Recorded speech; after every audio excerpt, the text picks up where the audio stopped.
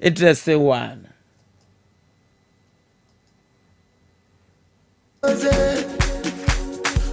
And with me, I use equip with the cassette. I bema wire empowered. Now with me, I use technology and they will create decent jobs. It will also bring money for the individuals and the country. Oko countries like India, people are sitting in India as accountants, as lawyers, as consultants for big firms in the US, UK, and other places. You go to Pakistan, they are doing the same thing.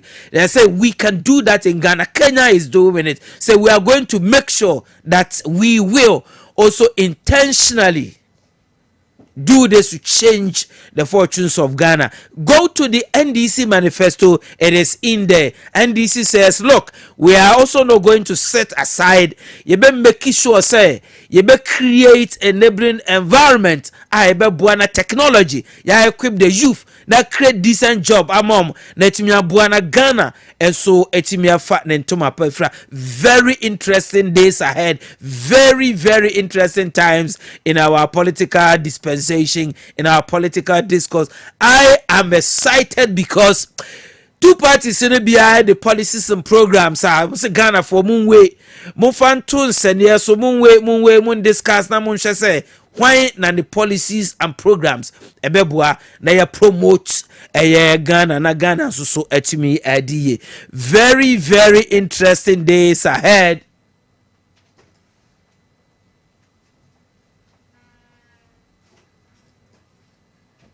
Abo Osei Chi Mensa Bonsu Sompahine, Member of Parliament for Swame Constituency, Minister for Parliamentary Affairs, immediate past majority leader in Parliament.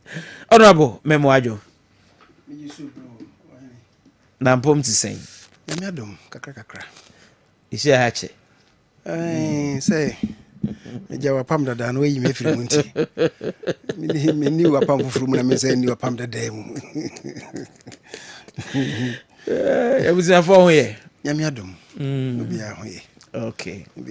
So mpa hima me cha na nwumbre ojo we ni man mu die so okay. Okay. Me de won kra na me ma. Okay. Okay. So enwumbre de ya to yen safra o se ye penchiremu etese wo na New Patriotic Party committee bebrebe a Dr. Mahmoud Baumia ene ne campaign Tibedi party no ye no wo na we ye titani chairman ana odasa manifesto committee no ano enti say ye po bi pa obetimi abue endema na nisu na wa yi ano a na wona na ewosi enya na se be ya na ebenya wonti enwumbre. In fact it's very much appreciated out of your very busy schedule what me honor this invitation to be here. I appreciate it. Let me put that on record. Se unfu do so we ni na se ni okay adaje de ayedin kakra mami for fidi so na mimpa abusuafo a omo Love FM mimpa omo chew enro amoto omo nsa frame anopa mentimi anko na nye boapaye ni si ene se anajo no na nsa na anajo amekodae no mentimi enya good sleep me struggle ya se me da ntino ade che ye na me home fa me kra mentimi anko ene ade che ye me ko mo sister station back Hello FM anopay ansana me bay nti me gidi se bia so munni omo anya enchiremu a ebe omo se bia mo frame me no magbu mo nim tie nti mama nti we de me fa ofidie so me nsere omo se enya me bu apaye kora me tonkra ma omo de na so bia na omo ante mo station ye big platform tina me nsere omo se enya bu apaye kora na me wona na emfa me. Oh, okay. Na so anka so to nkrade anka na me beka se me anka menti ase because o you share program na ko ba se nipa na ntumi amba na we nya nkra ne ntema na asɛw bibia aha no papa no be 5:20 na I was struggling to sleep the whole night.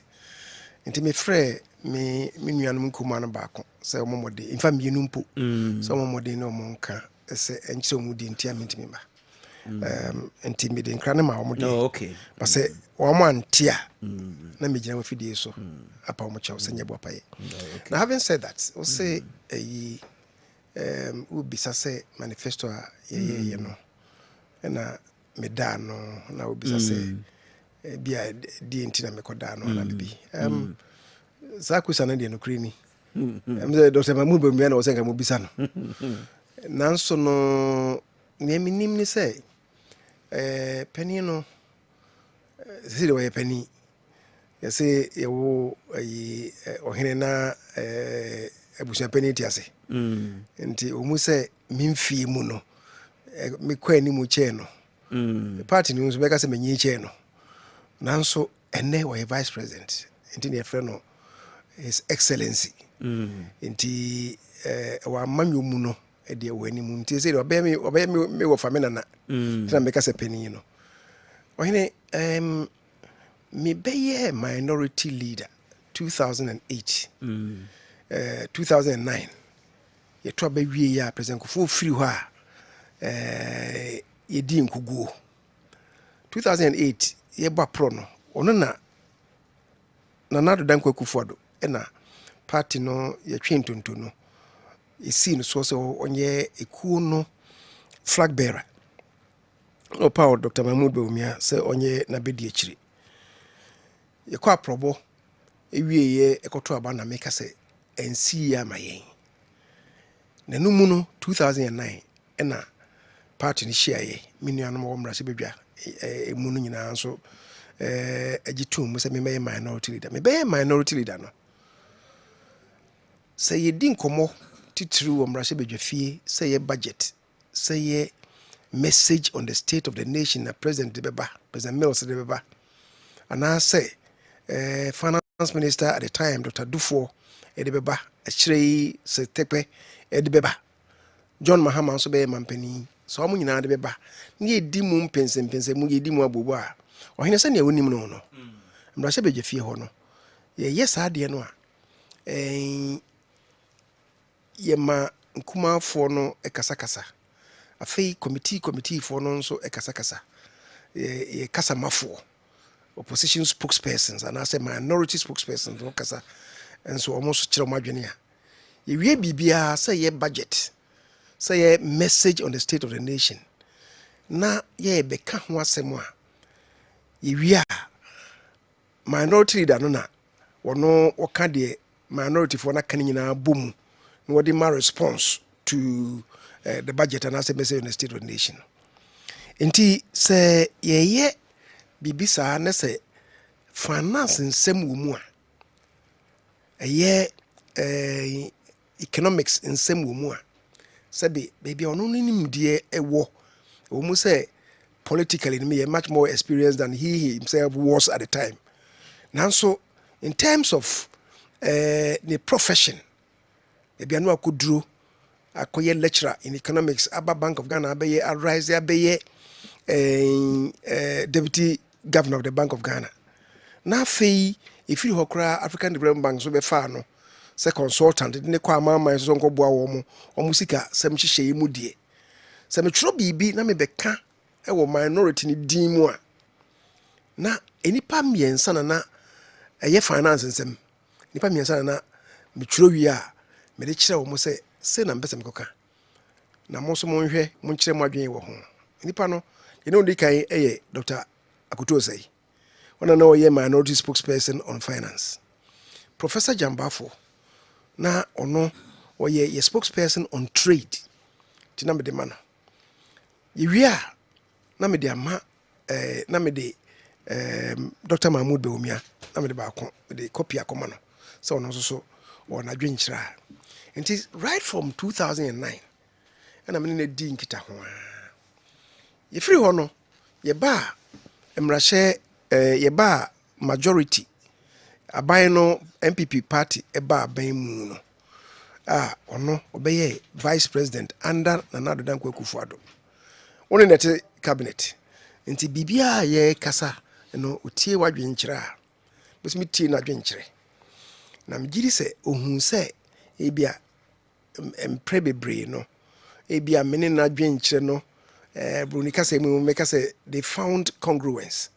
dia ebia ono wadwen no largely no so na medwen nti bia eno ka ho bi ni nyina ka bom nti na oyɛ sɛ memɛyɛ saa de no memɛda ekuo no ano ema no na no kwasɛm ni committee no nyame nko na me wo mu o say the sub committees bebree na ye other members also wo committees no mu na ewie no na kyerɛ sɛ obiara committee sub committee biara de report ba na atrase na yasone so nti ubisa me giri sɛ juma na ye dipen juma ye die ɛwɔ cabinet ade ba kokora nso ne sɛ 2021 so bekaya na samre president wabo ye ba ba ne mufuro president Akufo-Addo second stanza no ye ba ye no na wabo eye kenofura tedin sɛ ono be yosoafo na ken ho dodo no kakra nti okɔ amanone sɛ okɔpɛ ayaresa nti ama parliament enya kwan am vete no yam vete no enema president yes say parliament nhwe na semu dia ene na me na ya hwe ma semu na president no ni madwene wo economics ne finance ho no yes ne menko budget no menko present on his behalf na ansa na me yes adwuma no na budget na ankasa ye tintim no na ye no vice president office nti ekoha discussions are na ekoso no ene me contributions ene ade me giri se na o hwe sa ne mani nyina ena ewie ya me budget oko ready we ya no enya girls bebre ya na so mpa he ma anya na kuma na edi ya Facebook na yeso ano the economics bro for kodwa gu na okay nti no ohene em se me giri se ni nyina ka mu ena ma onya gidi mu se me meda sa kuna no okay ma kasa na ma memfa kwan yi so enda me nuanam a omo so ka me ho di sa adwuma no because they were very prominent very competent professionals committee ni de omo to ano a obi a report o de bae no na emudo so nti wono ode ne de ne ba say Dr. Banwu bamia me na nante enim na dwene enim division ono any personal ideas about so many things and don't forget crowns to say o bas ye no akọ University of Professional Studies akoma the broad perspectives say the manage and say akọ ofaso persevere ofaso the develop o man no nti that was the benchmark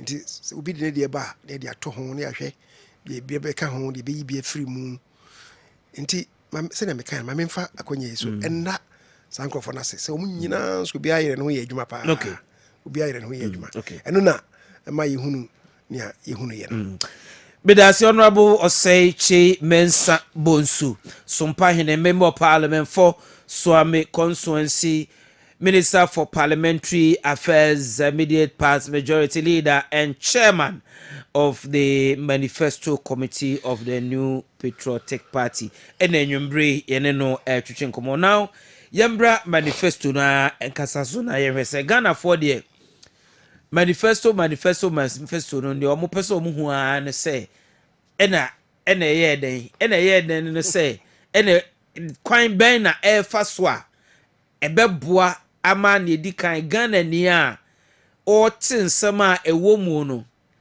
ebema na adwen aye ne se onkoto aba emma New Patriotic Party na o hwem so se san hyehyeye no se party no ba na party no etumi aya ne sunsanso ebenya ewo man no ene ono se oye voter no so no ana oye Ghana ni no sen ene beye edi ama no enunti yenhwe thematic areas a ena Ghana so se the enkombre nyina no ne ebeka na simply put the economy economy ne so yes eno so ane ene ubotom enti yembra na yemhwe se enhyehyeye ben na wo manifesto no ma se ye ko economy no ho a ebema Ghana ni aye se oh ampa ewo se yesanto abade ma Dr. Mahmoud Baumia na ne new patriotic party ene ne mpanyimfo ensign na abam na wo hyehyeye a waye no entumi mboa na Ghana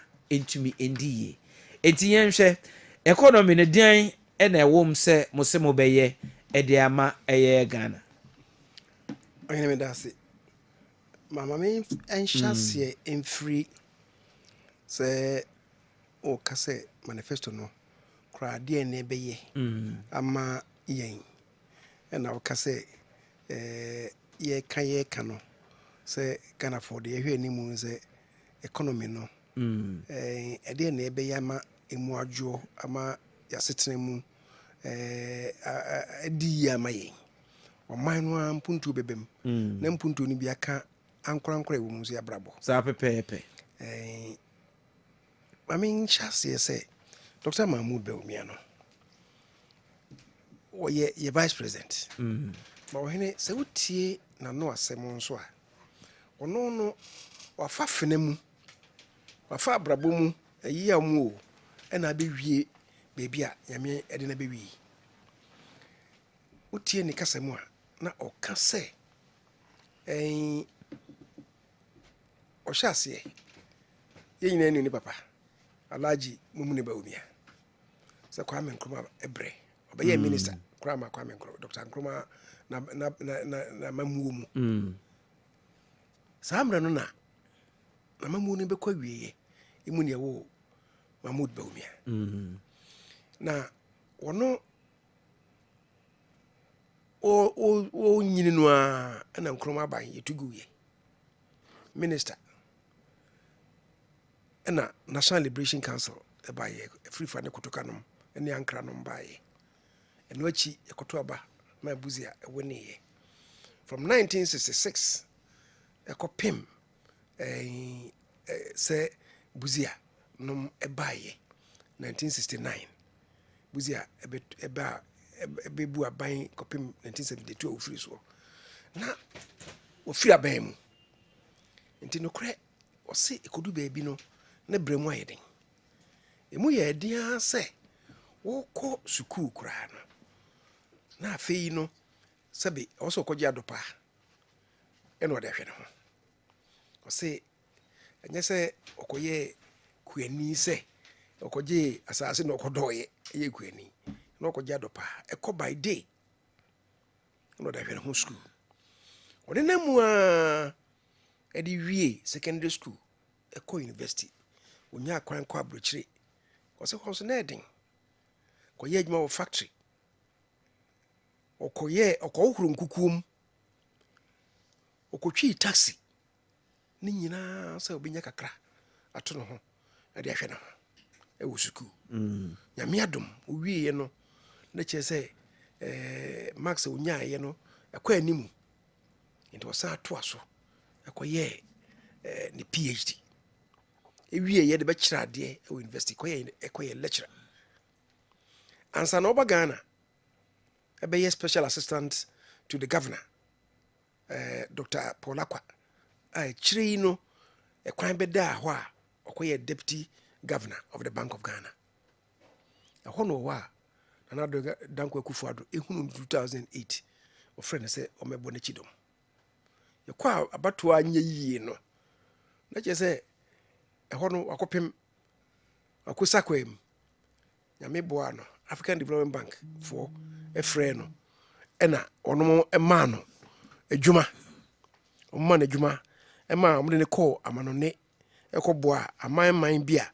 ewo bibiman mu ha ehona 2012 eso ya na dan kwasa frɛ no sɛ won samra won ba biwu oba ye na wanko biwu nto koya African Development Bank so adwuma efiri ho osan beto aso as vice presidential candidate ye call ye no na ndi edi sɛ ya wene asabi ko pie court no buti aye yanko abankese mu de na kyese anko yi amaye nti for 2 terms 8 years no ye vice presidential candidate vice presidential candidate no one na Dankwa Akufo-Addo no ye presidential candidate no omo ko mu proper o to omo be bie ni ho a wanko nipa bie ni ho no manhia 2016 omo san ko ye na yame ya doma ye di nkonim obey vice president if 2016 be pimne ena late last year afine ko ye koto aba MPP for the frank share ni nsem so me ekoni ba no dani enti onim omanyi obia no senia yesitie Bruni Beka say he has pulled himself up by his own bootstraps na ohene enti ena wonam so aprobo amakono so ama oni ni pa hia nanso ne nyina achi no o say na anu embe vice president die kane obi amene no ebo kusiata program fe oba me ho anan ayede ama no nti nipa ne bi ho a omunya access to me bio tie de frank na hye mensem a mesense abonten ena manfo kodi nkomo esan say enne se na wiase ikono ente ho se na yete ho de bia society na dynamic nti na osan see from so okutie amanfo okono na wate manifesto committee no nti okwa me as a committee chairman me di akire na fe ekukura ye ne omokuhia no wo he ne organized labor for ne kuhia ene committee no mo hwe employment any labor so no omo me enko bia ba ko mienu chairman na be di akire na bia committee member bi e ka ho ne no mako ye ne health professional ne kwa ne ohwe ya pomdin so ono nso ka ho na mesme ka ho ne ye kwa sankofo ne kuhia wo mu nyina no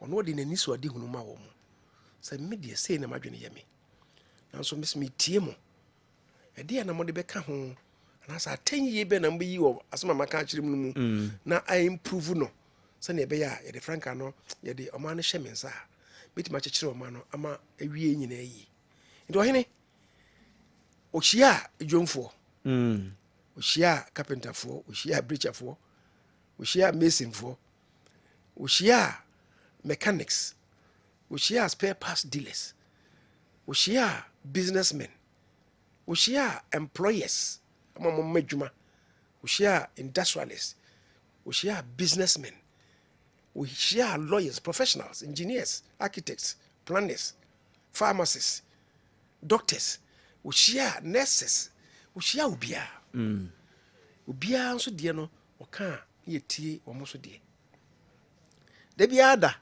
ye kwa na me church nsem no a ye be fia na ye betre fie o na afei nsem a yetie no wenum ka sei wo ka sei wenum ka sei nya wo ka ye no de wenum ka ne de emse bia wo mantie o yi because wo de wo ka ha no e fit into it e bia wo mantie o mantie ase yi wenum so de am ka ne de it's difficult to situate it in wo de no so how do we do it ne ye hunu kwan a be fa so se de shem ne yi a ye de ahye nda bi we de e be ka ho a e bi a akire no e bi a we no de be satisfy wo mo nanso ye kan nyina bomu a omamu no nyina be ha omamu no nyina ye de ka ho a e bi anye yi ti ne nyina no na ye be yam no fikofiko ho ni aso ne so de wo se de kan de no ho no ono anani so de hu no ye de aka ho ye wo se yi firi mu ni ye firi mu wahene sa ne ye no aye de nya manifesto no nti the manifesto no a cross fertilization of ideas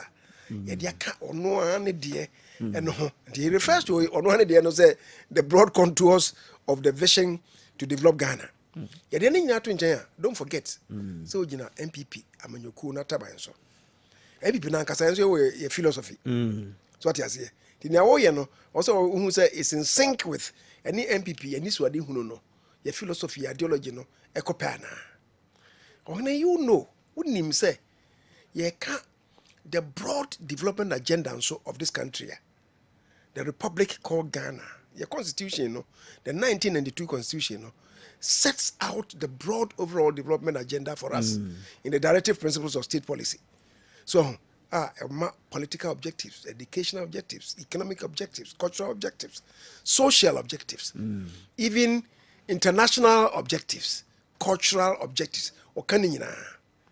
So, also who say constitution in the constitution canon so, and now we are not the way any constitution in Webra. Or any idea not to so man ye di tia ko hye ayi eboase IMF. Enye IMF Okay, international organizations say ECOWAS, United Nations. Hona yakofa SDGs if you Ghana for ya sign see ye peneso. Nya wo ye no sustainable development goals no. How does wo dey no fit into and also mo dey no fit into also broad agenda. Africa Union our more agenda for development. Ni nyina so ye dey tia kwhyase. Ya ratify those protocols and conventions.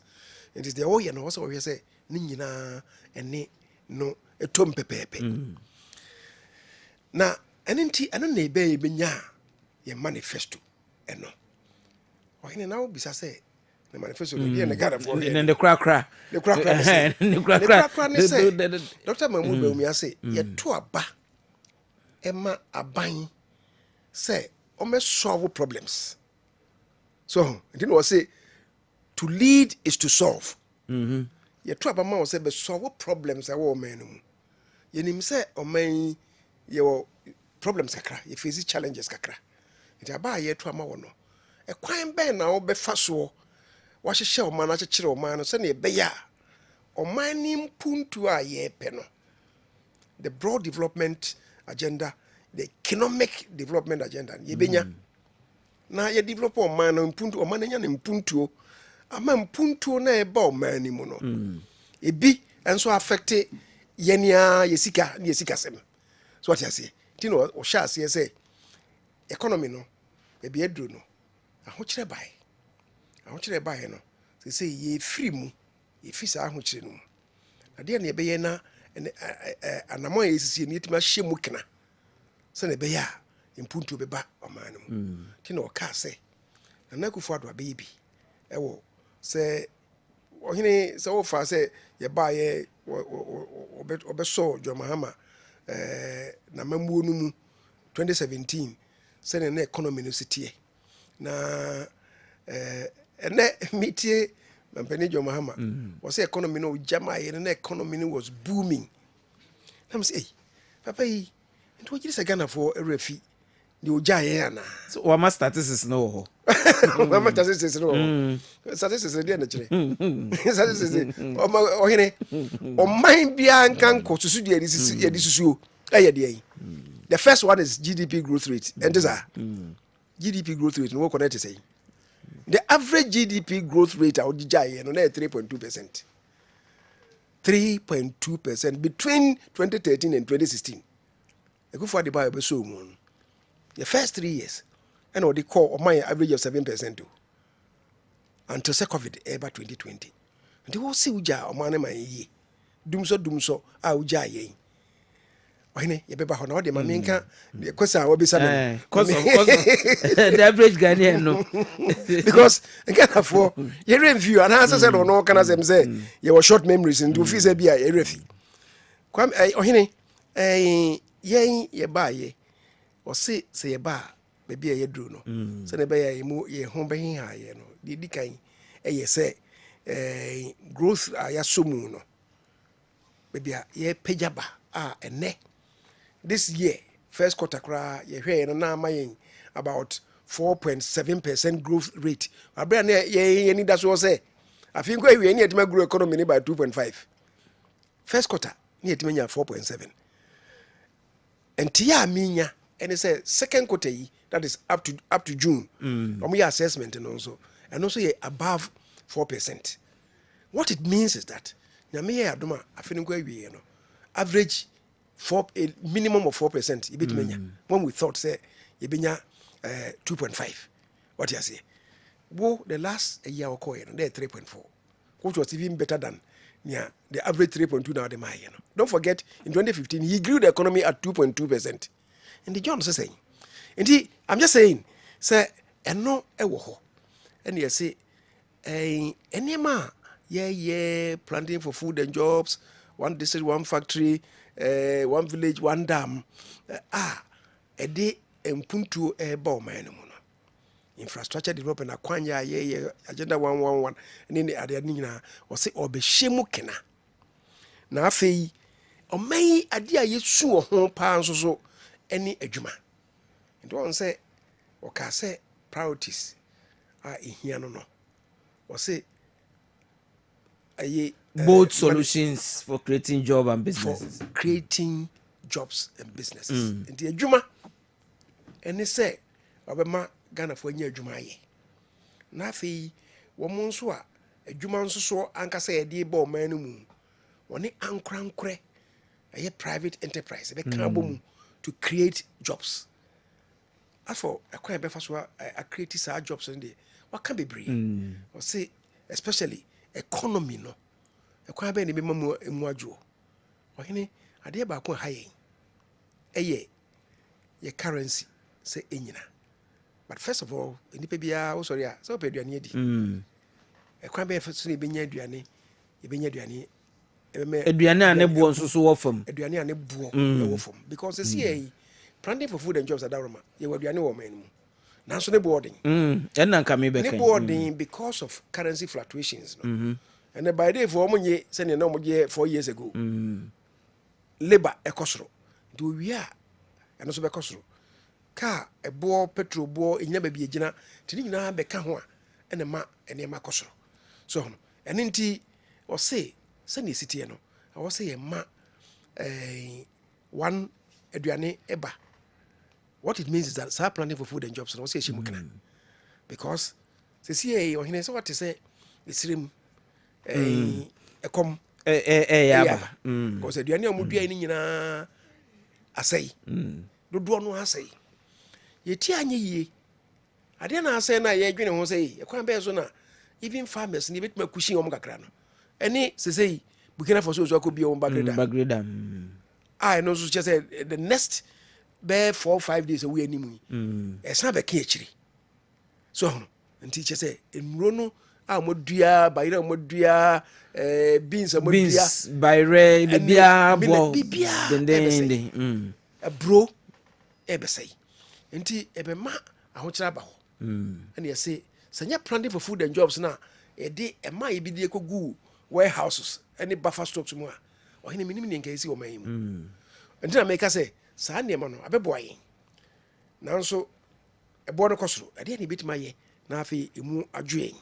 That is what Dr. Mahmoud Bawumia is saying say obobe planning for food and jobs no and only akofa one village one dam by you one village one dam no kure ya bi nanso yentimi anwie se na ye pe no se si ye ken over be ahasa and the system no mu nanso within the next be 1 year, that is next year 2 years from now no o say the 2 mination nsa sa de na ye ya and so be boy yen fu ye kakra o say timi treasure no na ye bebre e o srem nkronkro no so na mo nya bi di apete wo mo mfuo so se kobasa e be ma kuaye no ho abamfaso and was say you be create systems send be ya and kwa komanda ye dua tomatoes e be bu ana epro akomanda and tomato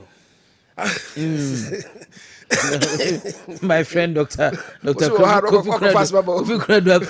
Akomanda tomato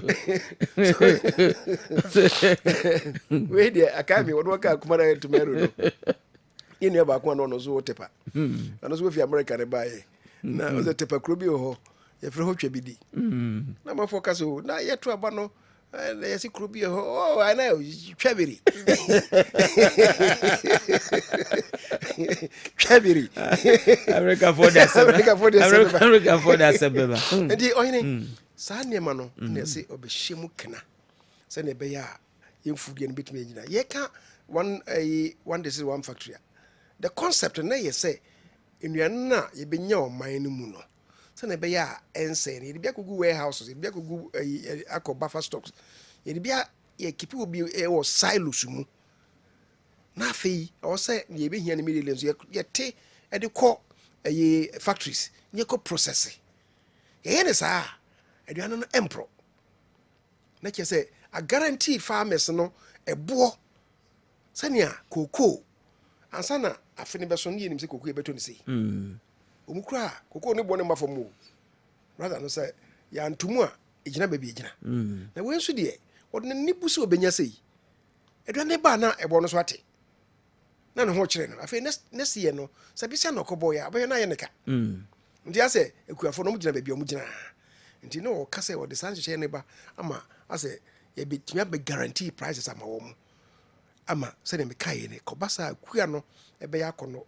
ama manfo akɔ mu akɔyɛ saa kua adwuma no na ɔse ɔbɛyi private public partnership ɛna ɛde saa adwuma no so ɔno ɛnyɛ aban ɛna ɛde ne sika bɛhyɛ saa de mu bebree na even one day one factory wɔn sɛ ebi wɔ hɔ a aban ne dii kan no they were supposed to be experimental to facilitate the way say ebusuafo ha yɛkɔyɛ factory wei hɔ a ɛbɛboa they even where the government nankasa take you know yɛsɛ a team yɛyɛ adwuma a ɔsɛ ɛtumi ɛboa ɛma yɛde kɔma private people no ɔmo ɛkɔ so de yɛ adwuma nti aban no is not going to directly involve itself nti ɔhene ɛno wɔ hɔ ɛyɛ yɛdua ne sɛm afei ɔsɛ enwuma mede tax system flat tax system ɛɛba ama businessmen nso amkɔfa nneɛma ba afei ɛbɛyere ndc fo so ɔm de bi ba bisa afei wei campaign wei ɛbɛyɛ de sɛ ndc fo so ɔm so de flat wei no bi ba taxes no bi ba flat yɛ de ba ɔm sɛ ɔm Dr. Mahmoud Bamia ko propose yɛ no University of Professional Studies ɔm sɛ deɛ na ɔde ka no ɛnyɛ possible ɔsɛ ɔyɛ possible possible ɛyɛ ne sɛ yɛdi kan there should be predictability also to be predicted say me the container and also me the car we free London abagana car na me kwa me tua duty say you see duty will be tua ni and ode car no ba edi eposo be na otwe nsia na bedu obeduru ya mo ma ka kire say na duty ni obedu ya also currency na flat 20 through no fault of his saa de wei me problem am na wo kan sɛ anya ne mfom so na ade no sesan ya currency ne for ya also on metua foforo what you say madwen ho am nti ase and was say say no say car no dey ba at the port of departure ayi nim say currency ne yesi no edi na edi boso mienu opono so a oba ye de ama no saa na betua saa pepepe afei say wo yes what the spare parts eba 40-footer container and now they eba na in the 40-footer container of spare parts of Saab vehicles Korean vehicles now they eba and they say yeah assessment man because you need to check in your man back and you average say 40-footer container no of spare parts of these vehicles from Korea or from wherever out they eba no a border swini for the bar na se obi di fi America ba obi di fi Korea na eba obi di China na eba obi di fi Italy na eba Germany na eba 40-footer container containing this nkwara parts ana ya de eba ebo na da so no saa na 40-footer container bi ate of that parts you know sanity what it means is that so who can 40-footer container there also who say ebia we fa say engines na dey gum I'm say engines ayi aduana na be ko 40-footer container ni mu a so who fa 10 envantum now me tua the same price what you mean is that you make use of available space o dey ba o tua wade where you are there ko so yes and also I be can say and the businessman if you me predict ahead of time say me come tua say oba sa so na money tua eto so bie wo o say obema tax amnesty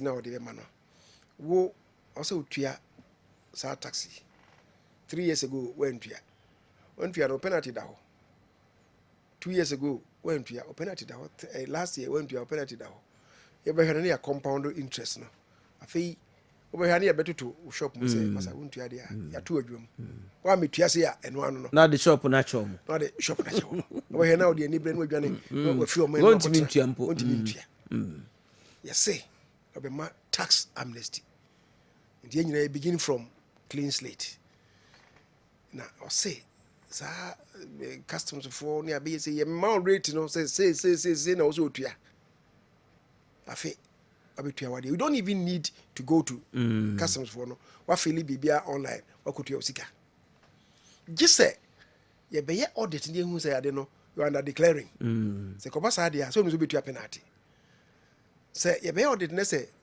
gye sɛ obi bia da mu a obi a oni aban ni asɛm sɛ mfie du na audit na yɛbɛyɛ no ɛne obi bia kɔ a oni aban ni asɛm na wonya kwan ɛde ayɛ adwuma enipa ne sika na obenya no obesan plow ne back ɛde ebia kɔhyɛ adwuma no mu na sɛ enipa na ɔso ɔfɔm adwuma mu a wotumi fa nipa bebree adwuma mu ɛnte saa na e boost to businesses ɛnso ɛwɔ man no mu ɔhene waka bibibio sɛ adwuma ayɛ a yɛyɛ no man mu anaasɛ enipa biara wofiri ɔman mu wote fie wosɔre fifie a wokɔ adwuma mu wokɔpɛ ɔpa adi fa san ba fie efie no ɛdeɛ na ɛwɔ hɔ ɔhene sɛ wote fie mu wote dan mu ɛdan a wote mu no ne bɔɔden obi na sɛ wɔsi fie ɔno a sɛ wɔsi fie a fie no sie no ɛɛdi nti no Ghana ha sɛ no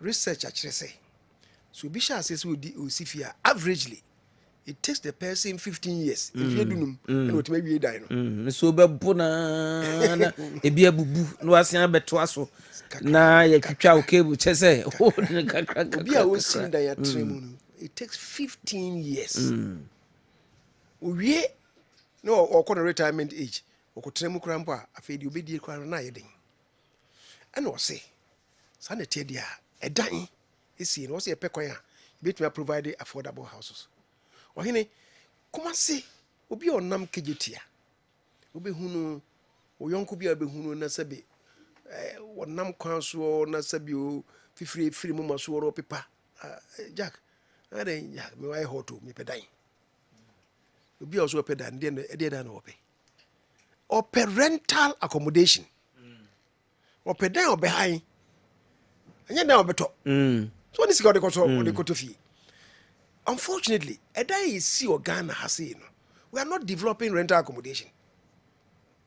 You see, near friend no owner occupier structures. Near real estate for no cry, you know, you see sebeto. So be na a bit me akota na no mumu so de ma akoto no de ma high. Or de ma high no bekachi was say 1 bedroom betua ebia 2,000 cedis a month. O kon kraya.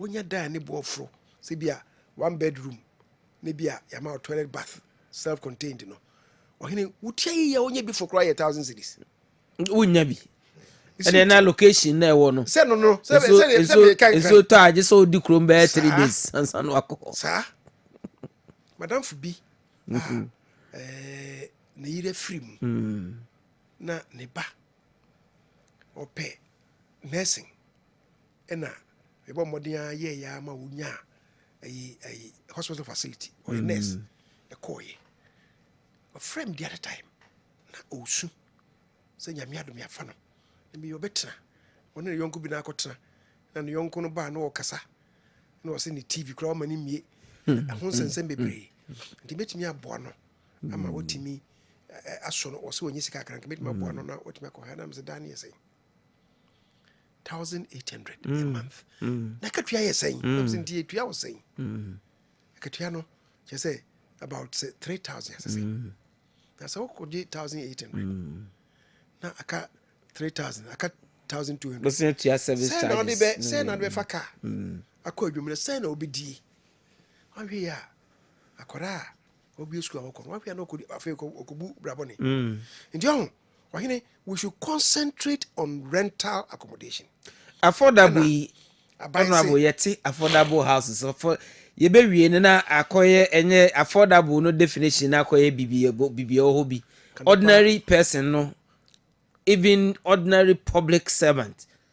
The who say ya affordable no in quote on to me afford it. And then how affordable and we are okay. Ebeye in the next Baumia administration send ya okane. Oh say. Watch mu say housing. So ne be encourage private housing. Osinya aba na be.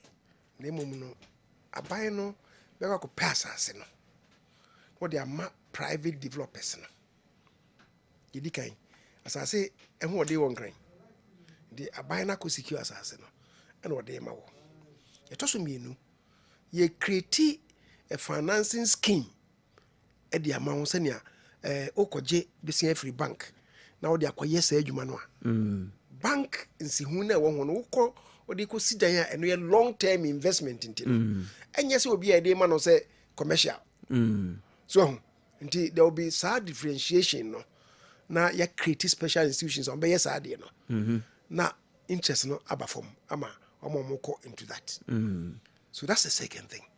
Then there's going to be classification of saa a housing scheme no once you say be a friend social housing social housing no you say you create temporary structures bia obi na be kuma say the obehwe no kra wo hu no what the ben nansa nan so anybody can go to social structures in people what you say at very minimum cost say that kro you say we be da ho e be 20 cities 20 cities what da udi na say hu ni pa kwata so okọ what you say those are more or less transit quarters and ye wo ohene otu kwan ukọ abrochiri ukọ London na Ghana for bire ekoi England ho no eden a Ghana for no mo tete mu no your friend say ya council flats council no ye the local councils yeah the district assemblies dana omo tete mu adwuma wo ho no otimu na oti area ho no okọ adwuma ya council flats the councils in the year flats no so ohene yen ha say no asase no anye councils in the wo nti o say oni ahemfo no beto kese na wo mo so ya ye development plan for every district ya development plan for every district yenim say entemo ha asase da hi ye de bisi adan adan na bisi no ye be site and servicing of the plots nti ohina wo dia no ya say ye nyina ya dwen say ahemfo no mo complain say amambo no yemfo mo nka ho we should involve them at the district level because development no ekoso ewo asase no so no na nanom ahemfo na omo hwe so na say in trust of the people nti say ekobasa na say ye nyina agree say aha asase we district we say yi we e de koye sa adwumadi ya ohene no ne amanfo no interest wo nti ye koye bibia wie you say even land title no need registration bibia ye ma ohene no enye because ahemfo no bebre omo ntimi nya saa de no ti omo tom plot no bi surveyors na yakofa omo na omo si agigi sei na akoye bisi basa what you say and the kwachira plot no bi meya na atwetwa mu na kofa asma ba ye nyina agree say the way you say nti ewie na say ton asase no a ohene na eton a akoton aban de omu yesi wo de abena development no na akoso jojo amai but nyina be translated then into the cost of course of the housing na masase no edan ne bo no abafom ade bia o se adwen hu bi nso ohene eye fie ho no ye wo omu yusu anyina mahoden electricity Ghana electricity ne boarding ne boarding ne say no energy electricity power you use o memu no the installed capacity of power generation say no about 5,600 megawatts 5,600 megawatts no ohine emu be 1,700 and a year hydro akosombo about 1,100 bui my 400 that's about 1,500 and a pong and so my kakra they say yeah solar and say cry by yet me about I think 170 megawatts what you say yeah by no more about 30 any day if you become about 170 megawatts but enko baby thermal power no na a year a doso a mayen over 3,600 but thermal power generation ne boarding whereas you generate power from Akosombo you're generating at the cost of about 4-5 cents per megawatt Amerinum any car power no generate here about 16 cents per megawatt. Nti wo de bɛka ho a so generation mix no na generation mix na afei ne de na aba fam aba bɛ 12-13 cents per megawatt. still expensive. Still expensive. Nti wo pɛ sɛ wo de ye tua sika no wofia ne boarding. Ye tua ye de ye industry so ne boarding. Ti wo produce ne money wia na ma the price of the product na ye uncompetitive. Wo de to de afia no ne ba so a na ye de ne boarding. Ye pɛ sɛ ye fɛn say bauxite ye tuo ne sone so into alumina ye de aluminium products ne ade yami adom ye nya huge iron ore deposits ewo esrem sheni the quantity na ewo no ye massive but ope se osone so a untimi mfa 13 megawatts enye 13 say cents per megawatt per kilowatt hour enye nti ope se o produce sa aluminium iron and steel say the power of cost no more than 6 cents per megawatt. Forget it. You can't break even. Untimi and break even the cost of production and the unyamfa so. Nti for a long time aluminium no pese ye no any iron and steel no yentimi enhu nanimu papa. The basic apart from funding is energy. Nti say ye adwen hu say okay and e bia e be dedicate maybe 1 turbine of akosombono ne dia koye sa ade no anase bui no yenyi baako se ekọ ehye dia yenyi bui production line baako ne fa nko ho enko ye dedicating to it anase ene yenye hydro baako kra wo uti so apart for what no what you say ne fa me supply and these are matters that or say sa ne mani nyina wo but nansa na no me ba abe concentrate on solar energy. You say in fear na we animu no be generate 2000 megawatts of solar energy. Solar no so yeah one maybe say no kutua compensation we ensure no we are be fan crop of fusase kutua compensation.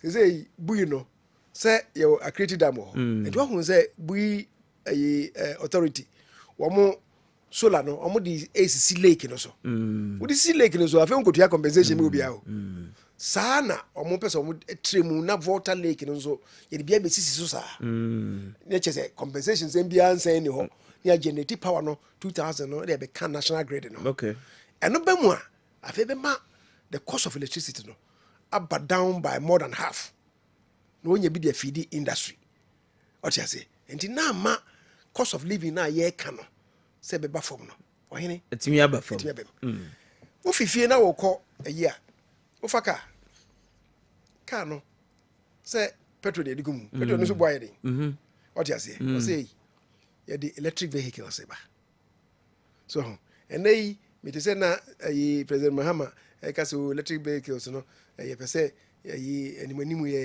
ye be assemble motorbikes be cry electric vehicles. What he doesn't even know, say I started saying no Sprinters Road cry. It's going on. Your friend say Wahoo company the electric motorbikes that they are. President Mahama, he's not even aware. Or say me but and they say one only manifesting the back one say and the cost of vehicles transportation say and so be back for my electric vehicles and be back for my and I feel so say high occupancy buses, electric buses, and say high occupancy. Now be boy am moving from one place to the intracity in particular. Now and also cheap am now charging where we do the charging and all that no. Sa infrastructure no ya shall see or had it because there are people are more interested in EV vehicles but the charging aspect no man crew for or ya also na me de ba cry and the charging won sem no saying na be no I don't know so him say if you come say e concrete so many fuel dumps fuel filling stations be so Sadia no, I say gas buy na filling stations and yes, at all. We know no filling stations. Usually, baby, I won't say filling station of organizer. It will be no now mako ye ewo. Udu ha eboho akoye wade. Then you go. Okay. What you say? Okay. And now who say fuel no petrol no beko from the filling station. Say why yes I na wo enkrofo kra ndo fuel bi. Then it comes as a replacement for fuel no a ye to no a ye to ne kese ye no. Why nya fuel station begu. Even after 2030 fossil fuel cars, many of them, 2030, fossil fuel, they will, Ghana had it, they will still be using it. At least we have these thermal plants and the generative power. What you say? And they will still be with us. But I'm just saying, say, who be say, a crime ban soon be ma economy ni more draw. So, I'm a cost of living no above from. And what's them the maybe the last one I make economy no sa gold for oil. Go for oil. See, I mean, no can't find one. One of the things that my currency no na a depreciating no ye. Or my tone fango or memu. Sika mu here at their top fango on daily basis. Wahine unim ankure petrol and I say diesel. Ankure do I hear no memu debiada. Do you know? We use about 120,000 barrels of each day. Each day. Ghana hanging 120,000 barrels. Yadigu kamu. Maybe small generators I will feed gumu. Crude oil now. IPPs no usually generate thermal plants and power from their thermal plants. What can you now come on daily basis? You call over 150,000 barrels. I was here to ya. Na no ne boy say.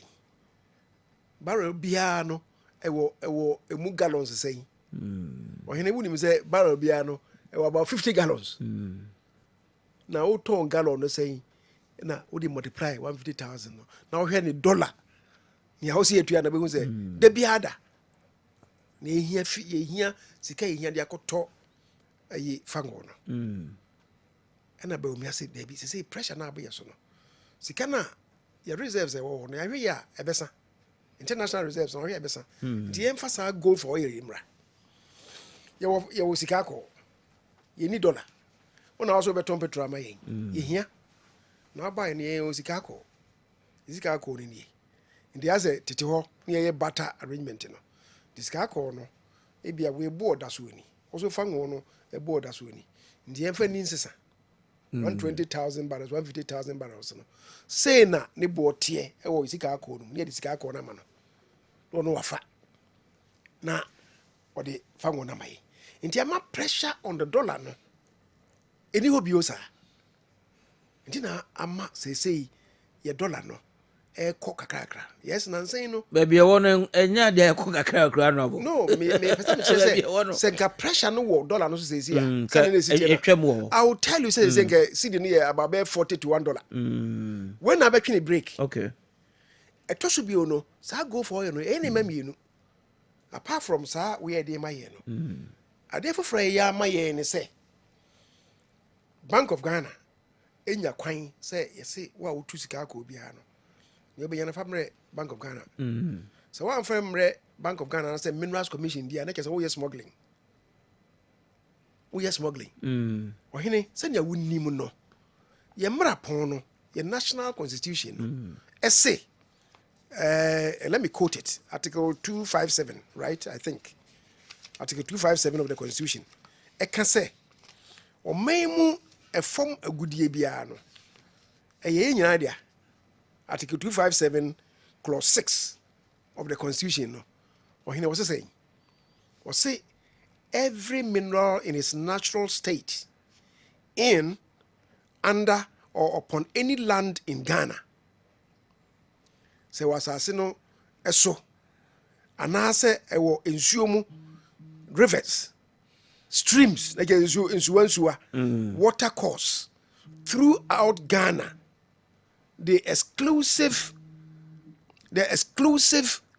the exclusive economic zone and any area covered by the territorial sea or continental shelf is the property of the Republic of Ghana and shall be vested in the president on behalf of people and in trust of the people of this country. In the Ohene, yet you say, what you hay, and ensure to den, and no free her, if you have where you would upon Juma, now walk of our car. Would do one who is a gata net when you moon.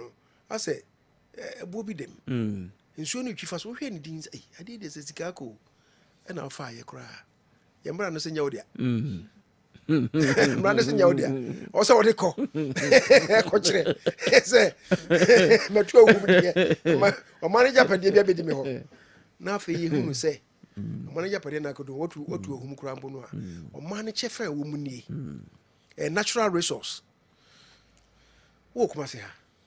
So you say kanene na so mesi adwuma wa pa. Day and night. Yeah. Day and night obi adwuma. Ohene obekọ ho no. So me bia am say na customs officer still. Ye pai dua no a. Say dua we asamfena. We odum. Ne boy ye sei. Ye twa quantity sei.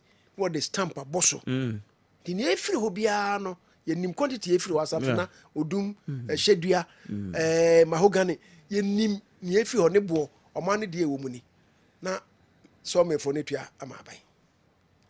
Woko big mining companies no so a sa ne tie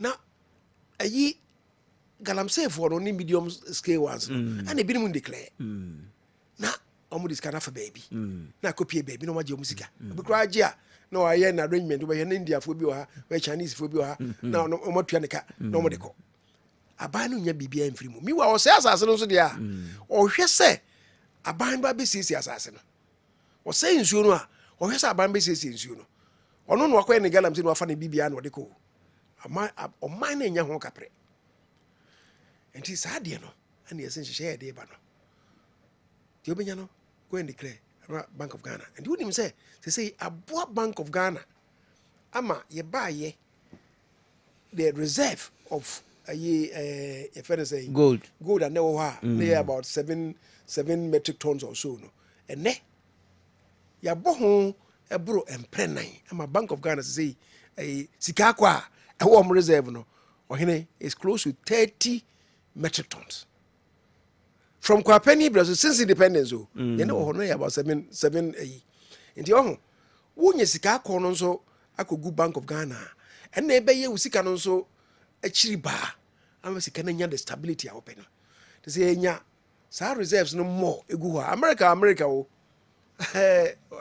million so ni America omo dollar no na ho de nyina no ay gold the American Federal Reserve no no they have over 2 million or so metric tons of gold and the back of currency no tina ma America dollar no e ho den share currency bi e we wiase no what you say they say sadia no ba apart from say yen be boy yen American currency na stabilize na fe gold for oil no so no asan abema the rush for dollar no so aba for mama yesika na nya ahoden no it also eases the economy ama obi oye adwuma no now he's able to predict what me predict here and e ma no say ne me nko invest more na me fa nkrofo adwuma mu na me tre me adwuma mu na adwuma kra nso e ba o man mu but first ema o man no economy no emujo so obi say e kwan ben so ne be ma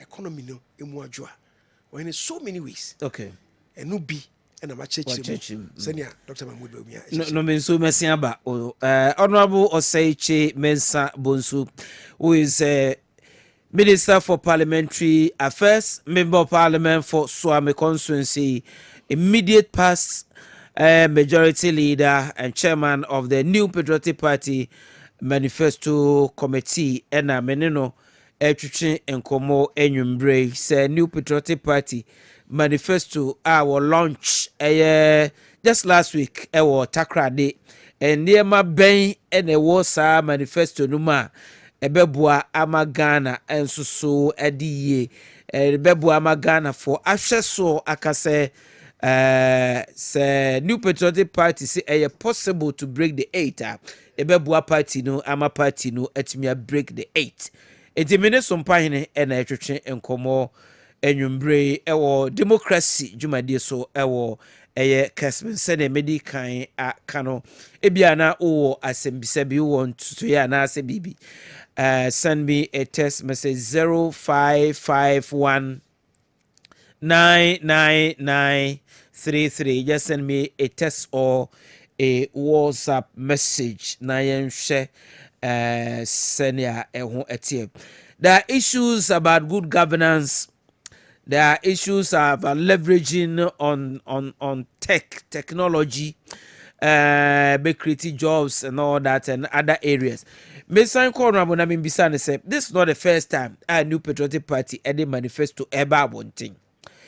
And nneɛma bɛn apart from the ayakeke ɛna ɛwɔ manifesto we mu ɛwɔ sɛ ɛkyi obi akoma sɛ we deɛ ɛyɛ so attractive sɛ mekɔ December 7 na mekɔ toma aba menhwɛ so na mentoma aba ɛma New Patriotic Party sɛ the economy no any living conditions ne agree ya abobo so ɛto nkyɛn adeɛ mpa na ɛwɔ manifesto we no ma ɛda nso a ɛbɛ attract obi so we dey na nkama ma dwimpo se mento ma MPP a menkoto ma Dr. Baumia because of manifesto mo launch na mo adoi the womu a beboa apart from economy no the economy no make kana mabeka private enterprise ye be promote abana se de me be nyina no me ne ankorankore adwumadiefo na ye de tambabo tamano am using the vehicle of private enterprise they upscale development in the economy. Maka a dying wasem. Even hospitals. What's this? I call a baby. Hospitals infrastructure no. But who say private people and a an investment. In the hospital delivery, and so it be used more at the of course, it be a regional hospitals in the and the central government. Now, they are not too in China, and they are district hospitals. The district hospitals and the regional hospitals, and going to mean amount for you. You need to facilitate the private enterprise almost a bit more into those areas. And I'll say, private enterprise, yeah, fun say a fee, yeah, expenditure. I'll say, yeah, the 3% of our gross domestic product on expenditure no. You remember private sector na omodi edi omujuma. See I can't feed there this year. The 3% translated to 30 billion Ghana cedis. Is this sika no? You remember private enterprises na edi aboa omujuma die in various fields. Ohene yemfa yakwan aban we yeka say since the Fourth Republic ye akwan bebre a chain ye ba Fourth Republic aban bia abaso wahene me mfere kra meka say since independence aban we aye akwan chain aban bia esan say ye free independence wahene ye nya fa ahudie ebesi President Kofo Ebreso akwan na wo man mu nyina total road network in this country na 39,000 kilometers 39,000 President Kofo bae ena ono obe upscale no a free from 39,000 na ko 69,000 kilometers Kofo 69,000 no na of course na bebrenya virgin roads say akwan foforo yi enko a ebi ho na ye kwanda da bi cocoa roads bi ekura bi ase but ye neglect yes afeso car no ko ho akofa cocoa no a na bahani akobọ kwan no etwetwa nchenchen na car na tumi afaso akọ no akofa cocoa no de aba ewi a car bi enkokro mu bio na kwa na sa esi ebi ye timber truck roads ekotwa timber bi ne yekofa ye na aka ho ko fo bae no sa kwan ni nyina okosire mu a bicycle route was no we bicycle route we a linking community to this community a baby grade a big crack of fast ye kwan ye. Now so be 30 years ago. A kwan fu and I say but ye can't mean go hobby. And a kofo be developers are kwan nyina and capture nyina into the national grid. And the ma ye increase a kwan from what mean increase a kwan from 39,000 to 69,000, an addition of 30,000 kilometers. Or pip and pim eduasa and a kofo de beka. Now send a making no kofo na nkasa kwan or ye die. The Virgin Roads, no, and I said, "Quine, the can one was about 10,000 kilometers." What it means is that 20,000 never ordered that are not yen maintaining near the bar national grid in Muse. Abayafa and the feeder crow maintaining those roads, no, Abamefa and the Becaya, ye feeder roads. And this is by on Betuaso from 69,000, no, I would be Becam. President Mills and President Mahama. And do a mono so fish one. Na kwan no matimi di bia ka home from 69,000. I could do 78,000. They want the 9,000 and a becam. A good for Dubai. And now ye kasa yi. A kwan ni nyina na total road network is about 103,000 kilometers. And pim ha and in pim yensa. The near chance say a good for Dunkwan 25,000. And pima bionunum. And what they account. Tina make say since independence, the records are there. A bambia maya, a bear choir, a chain, near Kufuado. Aye. What I say? That's why no paying answer is not enough. And ye enough. Obia pay quine a call a ye and ye enough cry. And now in Cron Chrono, and so Obia percent in Chronum and Potemon, Yabaye. Me buy a meniabre. So I'm a constituency. The bia mano dem. And then Yamiadom. New swami, yet me good quan be brace. A cofa club 600 the chiho, yet my ye be.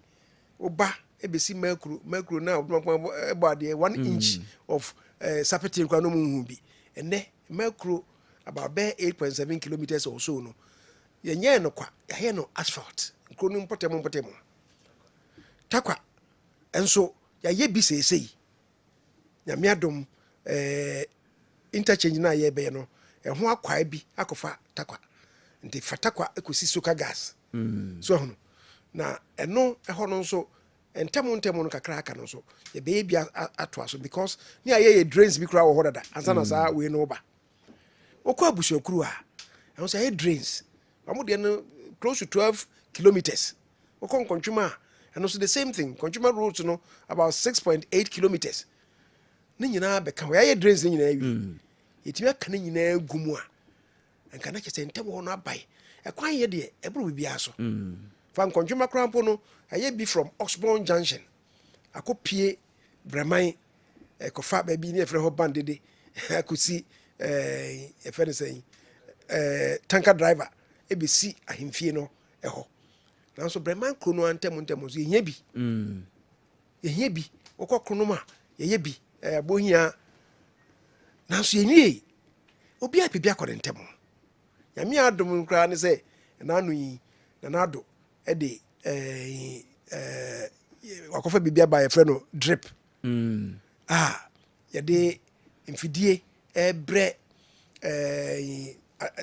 assemblies no na omude siesie omuntem because ntem oni nkurasi districts no ebi ho a na kwana se ya se car rent minko omude mo se itwa kwana so kwa e de ma wo mo enfuturo no mfuturo se ne be ya areas ne be ya accessible to vehicles and the 275 constituencies no obi anya ne de districts no obi abinya ne de ama affect constituencies e basa ho ade de fa districts no so ho e basa na se district ne 6 constituencies na be hu se wo say KMB oh he said oh this is the KMB is constituency is the KMB this is what me 1 municipality one district you be near the KMB near Bramo back what you say because you are working with the districts what you say and you know and also beboa but I'm just saying say there are people who have the capacity to invest in road construction.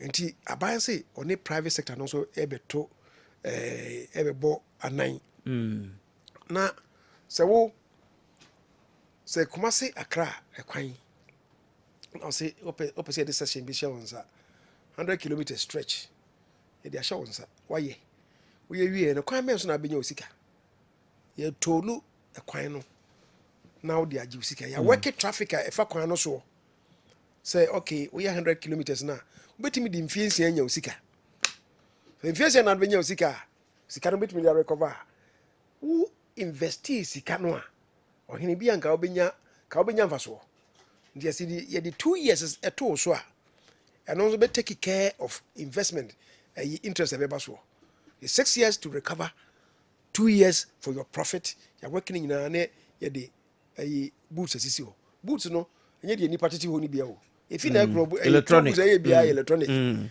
utua udu ho watwam wantua wakachiri na otua be de wantua wakachiri what you say nti obia betua ya chekra o sa de obia betua nti ohu private sector person na oba be ye kwan no we hu say me ye kwan na ye dan anya aban we na oba ye say me ye kwan no ye onya sika na say we Kumasi Accra road we contractors se wura mo mo yo sadete na efri enkranya nkasa nso so amasamai ho eba nso so contract mu guso mo ye nso gidigidi nti omo timi ye wia na ye de be ma private individual temade nso so ma tse na awotwi motorway president ne honorable asensom kotwa na ho nso so omo ahye eno azentino others na aka na ye de be ma private ones no mo ye na to na because touring mu kwa brochire da bia na rose wa brochire omo ye dodo na to ya na omo gigi a omo editiaka mo kwa brochire da bia o se kwa brochire da bia wo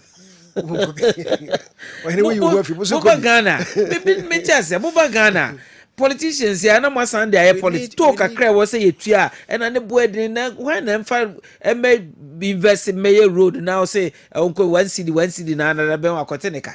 Let's be realistic na yenjai we na yen dream Ghana no say yenya ade ni ye na yen to na yen jiska na obi a honto no is Accra road ya enye you ukotena SCC ma be 7-8 hours now what you come why Ohene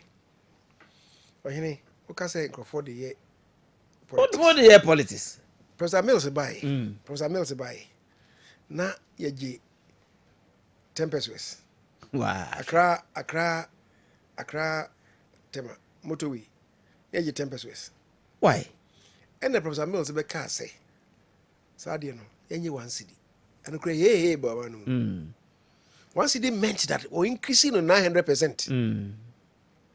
What you say? And hey baba no and also said na ja professor kaso was menu anom sika no meja e kwano na me dey improve na potholes bia be bank ran krum ho ndi almost 30 year pe na afei all over Accra roads no bia na potholes bia then you could see physically say omo ye potholes ndi afei manfo e kasa no oh na mo ntem ho say ye feel potholes mo hon mo say kwan bi 1 kilometer bi okrofo guso omoye then everybody kept quiet samre no na 10 pesos no it was about 10 cents one city obaje na about $1 and professor obaje e be adwuma abroche sama woka no the average omoje e wo to bia obefa no the average na $1 what you say woko America no ma some of them are $2. Say expressway no. Some of them are $2. But near minimum no, $1. To say yeah, $1 says here, say yes, it's about 15 cities. When I work say and 15 cities from 1 city near no. Oko can and my bobeba. But we must begin from somewhere. Somewhere something national reasonable. Dialogue on this. Reasonable. National dialogue on this. So look, you 15 cities. But the 1 city now, Professor Mills no jena na $1. Say no. A new 10 pesos ni what you say it maybe we can begin with 10 cities what you say you get 10 cities na obi kra ka say na Dr. Baumia kra ka say look obi te enkran what is legal if you want to call Accra Central ko ye East Legon ho nyina ye baby asphalt what you say ono ko fa moto we so no tua 1 cedi ni bi sa nkrofo no se be yo moden what you say until we should find a way say obia we use kwan we use any bia so wo dan si wa na wo dan no kwan na ye no kra madan na appreciate no and they also working in such a way say property rate no people will be ready to pay. People will be ready to pay. Ready to pay. Near who say a kwan say be found. But I was just saying say yama enko ko fa ho no say private sector no e be more a kwan e be more space to involve themselves not only in a dance but in a kwan hospital crampo so metimi aye hospital na yetimi aboa ma oman railway lines railways boankra railway boankra yesi ye inland port inua o se ete ase say inland port no se enya railway am service a eda hokwa enya adwuma let's be honest with ourselves adentia because so o se nipa no ade na wakrafi tema no ma yenya assessment bia wo ho yemfa mra ha yemme assessment yewia ofna de akọ na se wo yanya assessment ne wo ho na wo kofa train emma komase ho emma inland port ho no na wo kofa de sika so do da wo ha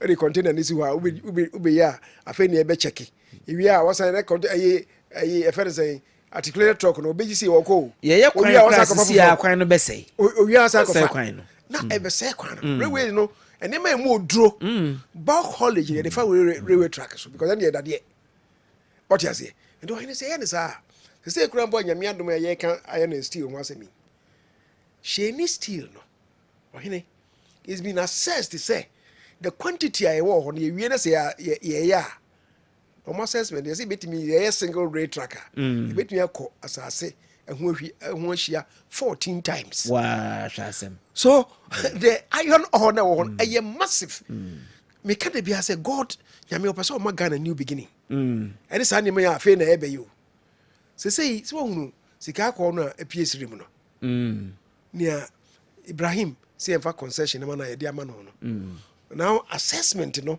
e kire say aye oboase originally no gold na wo ye hunu wo esrem ho no quantity na wo no kra no e ya se no boase de no is going to be huge and then you say the legal and tax regimes bit my ye ono a wo tuo no o man chefa wo mu ye sen ye timi agye ye de aboa o man no because this year afiwe and a president be ye obe deliver the message on the state of the nation baka kire say de Ghana nyame adom sika akwa yetu no man mu no yetimi anya in excess of 4 million ounces. Now 4 million ounces for the first time, you try South Africa.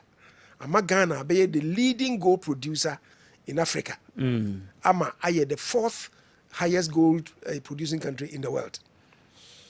Now, the eka usremu ebeka ho a. Minua.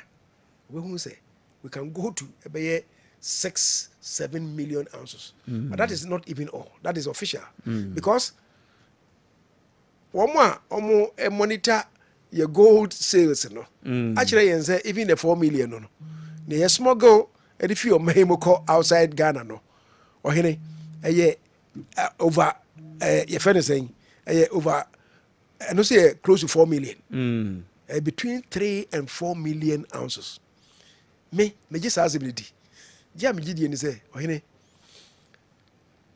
me call Dubai one time omo de me call baby a omo gold raw gold am ba Dubai no ansana amako e dia refinery no am de me call e dem ho ohene e da na obewura mu no ho it is a heaven's gate ye to no be 10 mu hoji and wako wura e dem ho wura ho na no kinkiri na no asi de wutimi ko fa bibia ka se o de biade o and system na wo ho no so che say o paper kra to ho na say wo fa paper no a che say wo fa bibi o fo mo into everything na me ko ho no mo ka kire me say oh so good we fi Ghana o you see what's that from there they took me to baby am refinery so now we share send them money see kono then they tell us say oh go the fi Ghana e ba Dubai no go ya about 4 million wow the 4 million ounces say president say They say you register 4 million. Near ko India mayo. Yeah. There was also a copper. Near ko China may. And a mom catch yen say. Near ko Switzerland. Near ko UK. Near ko Australia. Near ko America. And then I almost say you go production here between 7 and 8 million. And what it means is that still I be brave far and temokwa yentimi ehunu. Emre so ba umia ba. You be who near it is Adam Faso. Ama Ubia produce gold, be what declare. Ubia produce gold, be and you should declare because a natural resource. Yeah. What you say? Domestic gold purchase program, 2021 was according to Bank of Ghana records. So say ama your total gold reserve no aqua could do 73 tons. That's so. 73 tons. Because you're not making 30 tons last year. 73 tons. Say double. Say 73 metric tons. You buy you buy new 10 metric tons. We are about 7.8. And it's a baby I could do. Yeah, managing. We can build Ghana. We can build Ghana together. Anyway. I shall phone it for a democracy Jumadi and I anymodi and Yumbre. Share manifesto and near my womb and Nesus and so I binya a war me no so a champion and a can say democracy and ye can say democracy as you 1 man 1 vote or say or no the entire and say democracy 1 man 1 vote and translate from one man 1 bread there. No, yeah, democracy. The only ballot box. Yeah, the ASR democracy, the coffin. And the democracy, it should translate into food for people. Abraham Maslow, the basic needs of everybody, no food, clothing, and shelter. I know by we are there canona how and manifesto we address food, clothing, and shelter, job, and other way for the Ghanaian for today and the future. Enyumbre and I yet to now messages my main kokai kakra because me the money correct time no so say time no send a AC man can messages no bia any beba me so na assemble banti okay, so we good evening to you, lawyer. Please greet the venerable guest, honorable for me. Tell him that they have done some good works in their own view, but comparing the amount of loans they've taken in the name of Ghana and the works they have done, it's unmatched. The apathy in the party created by Nanado will send them into sweet opposition. Times are hard, he says. Okay, this one is coming from a slide. Now, this one says, good evening to you, honorable. This is not the first time your party is making these promises. How do we believe you this time around? NPP, never again, he says. This one is coming from when she BA, your name is not there. Okay, so this one says, Honorable Say Chairman Sabonsu, your exceptional leadership and wisdom inspire deep respect. Listening to you is always a privilege. Okay, this one is coming from James Mampong Ashanti. Now, this one says, good evening to you, lawyer. My name is Bequin. I think the flagship policy by Baumia is the credit scoring system. Okay. Now, this one says, my name is Ochre from Takwa. Please, why the government is using 2.29 million euros rehabilitation on Parliament House whilst they can wait till our road construction finish because the country needs more money to pay contractors. Okay, this one, what's the name? Okay, please add your name so that I'll know who is sending me the message.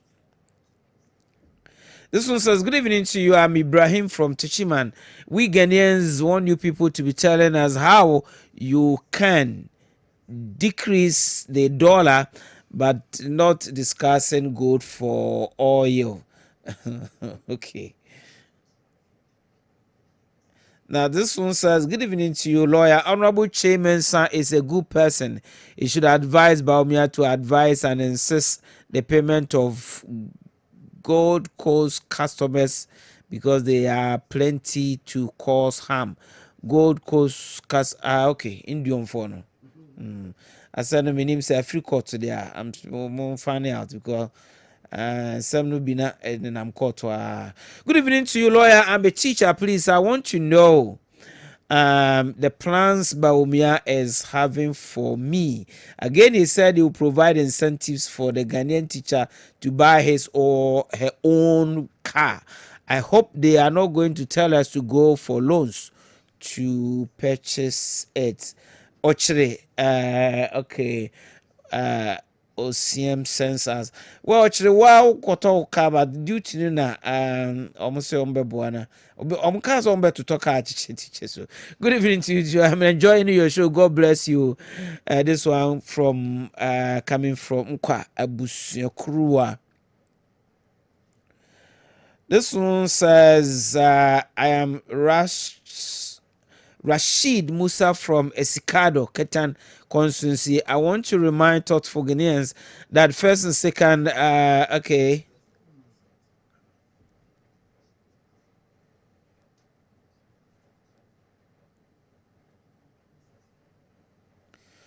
Oh, what from this ABC? Okay, okay. Looking at the manifesto of the MPP as well as the current hardship, it tells us clearly that the government is interested in projects that do not solve basic problems. A hungry and jobless Ghanaian will never appreciate roads, schools, and infrastructure. Hey, brah. Yo. Tony watching it us live from Jirapa Upper West. I like Honorable. I love him. Okay. MPP all the way, he says.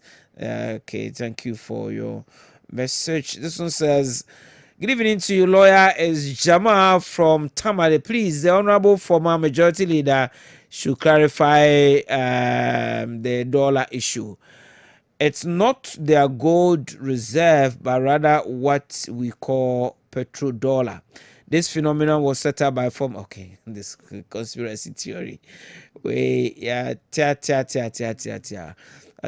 Practical economists. Good evening to you, lawyer. Greetings to you and your honorable member. I would like to know from Honorable Chairman Sabunzo if mining companies like Newmont also sell their gold to the central bank. Okay, Kofi Obiri Yeboah from Subin Frimpong Obense Ochiao Enyumbre. This one says NPP is best party in Ghana. Come to Kumawu and see what is going on. More infrastructure work. My name is Ado Frederick. It is possible for NPP to win again, he says. Now, this one says, good evening to you, lawyer. I am Victor Jackson Ajekum, watching you live from Germany. NPP is the best alternative for Ghana. Vote Baumia for president, he says. This one says, it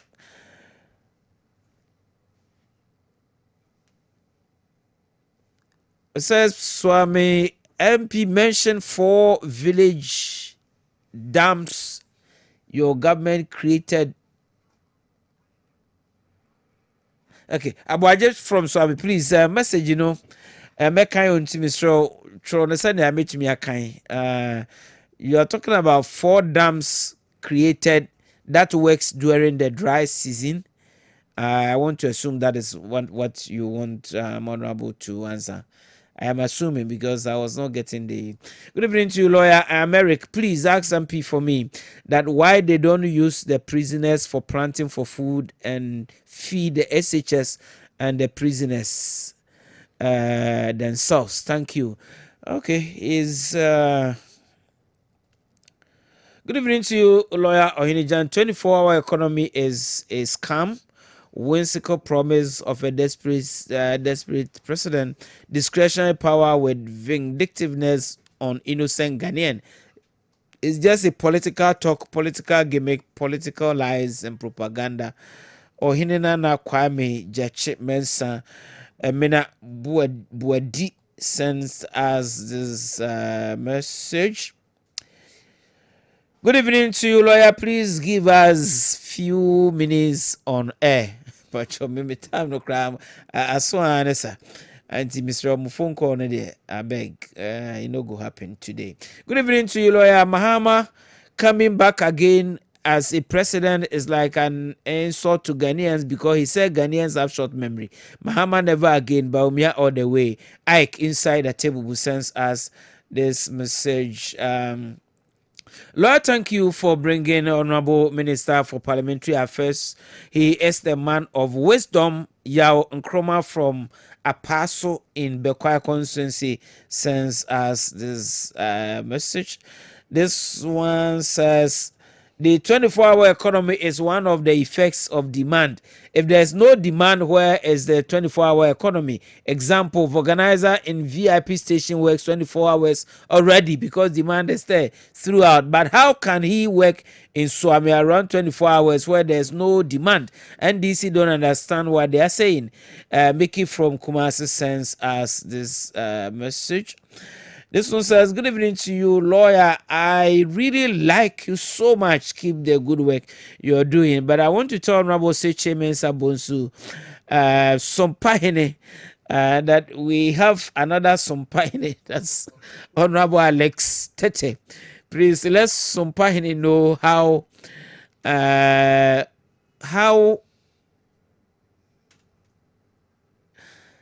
I'm trying to.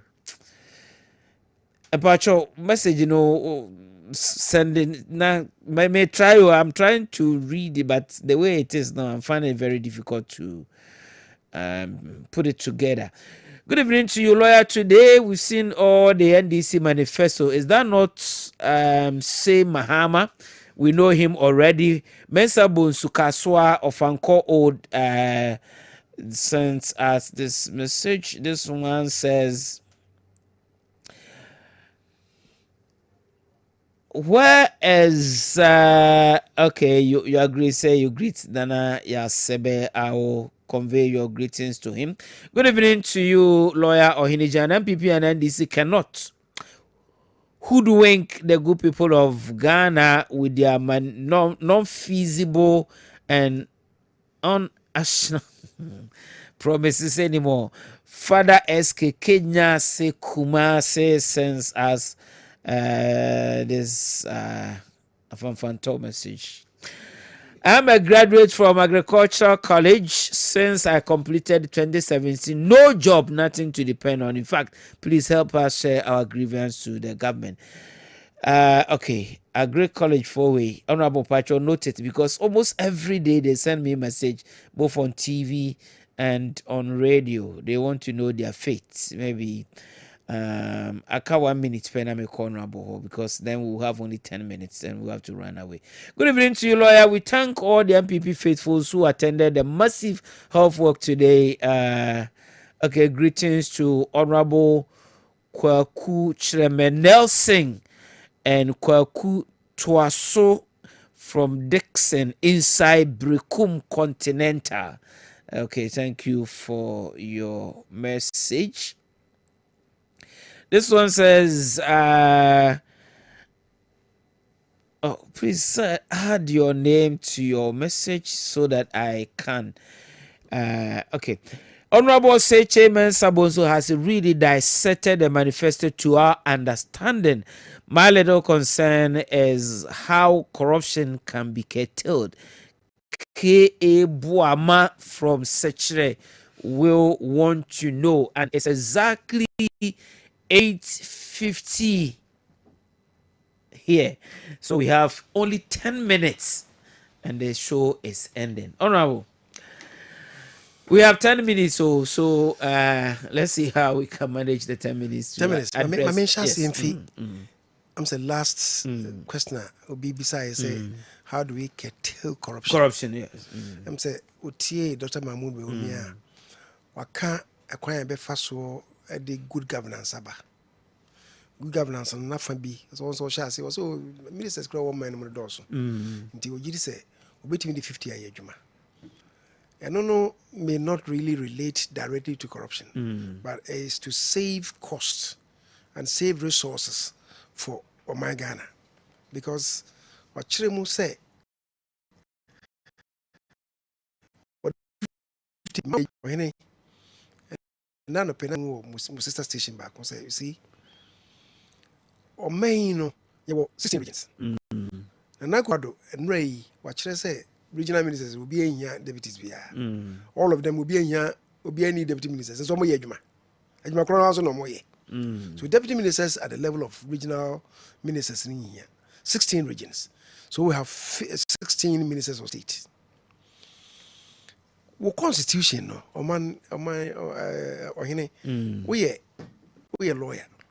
Our constitution no, I say president or appointing ministers of state. As many as he deems appropriate, I'm running the state efficiently. That is Article 78 of the Constitution.